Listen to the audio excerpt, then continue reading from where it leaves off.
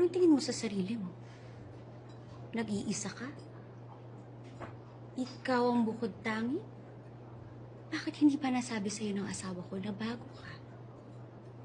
May ibang babaeng haliparot na tumikim at lumingkis sa asawa ko.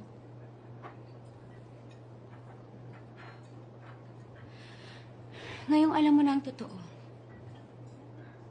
Mahal mo pa rin ba siya? Kung marami na kaming nagmahal sa kanya, take it as a sign that he cannot stand you. You have nothing to hold on to. I have every reason to hold on and to fight for my husband. I am his wife. Lahat ng karapatan nasa akin. Pinaglalaban ko ang pagmamahal na binigay ko. Ang buhay na pinaghirapan ko. Pangarap na binuo ko at higit sa lahat ang anak ko. Ang pamilya ko, pamilya namin na winawasak mo. Ikaw, anong pinaglalaban mo? Yang kati mo? Can you not make a scene? Can you not fuck my husband?